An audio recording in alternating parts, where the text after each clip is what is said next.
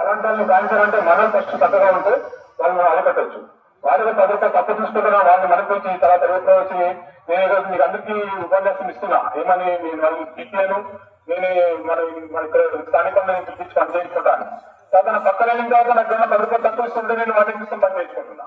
అంటే చెప్పిన చక్కగా వేరే ఉన్నారు అంతే కదా.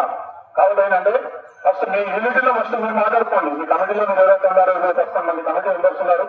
నేను తిరుపతి రెడ్డి గారు కూడా నా తరఫు నుంచి నేను రిక్వెస్ట్ చేస్తున్నా ఏంటంటే ఈ యూనియన్ లో కూడా మీరు ఫస్ట్ ఎవరైతే ఉన్నారో ఈ మన మేస్త్రి సంఘాలు కానీ లీడర్స్ కానీ ఎవరైతే ఉన్నారో వాళ్ళు స్థానికులకు ఫస్ట్ ప్రిఫరెన్స్ చేయాలి. దాని తర్వాత మనం స్కిల్ సిస్టమ్స్ చెప్తున్నారు. ఏంటంటే మనం ఈ మేస్త్రికి ఇంప్లిమెంట్ చేయాలి, ఎంతవరకు కానీ ఇంప్లిమెంట్ చేయాలి, లేడీస్ కి చేయాలి, జెంట్స్ కి చేయాలి అని ఇలాంటి వేరే డిమాండ్స్ పెట్టామంటే మీకు సంబంధించిన ఈ కాలనీ లిమిట్స్ ఎక్కడ రాకుండా అక్కడ దాకా ఏ ఛాన్స్ లేకుండా చేస్తే ఖచ్చితంగా డెవలప్ అవుతుందని నేను అనుకుంటున్నా. ఎందుకంటే ఈ భవన నిర్మాణం గురించి నాకు అంత తెలియదు. నేను ఎక్కువ శాతం ఏంటంటే ట్రాన్స్పోర్ట్ గురించి చూస్తుంటా, తర్వాత ఇండస్ట్రియల్ గురించి చూస్తుంటా, వేరే లేబర్ డెవలప్మెంట్ గురించి చూస్తుంటా. భవన నిర్మాణంలో వచ్చి నేను సెకండ్ శాతం వచ్చి నేను చేస్తాను. ఇంతకుముందు బిజీ కామన్ చేస్తున్న అటెండ్ అయ్యాను.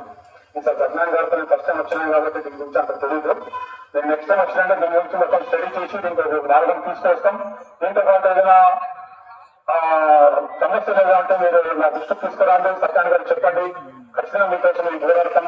ఈఎంఎస్ తగ్గించి మంచి స్థాయి తీసుకొచ్చామంటే సంతోషంగా ఉండాలని చెప్పి మన గ్రామంలో కూడా ప్రతి కుటుంబ సభ్యులందరూ బాగుండాలని కోరుకుంటున్నాం. భారత్ మాతాకి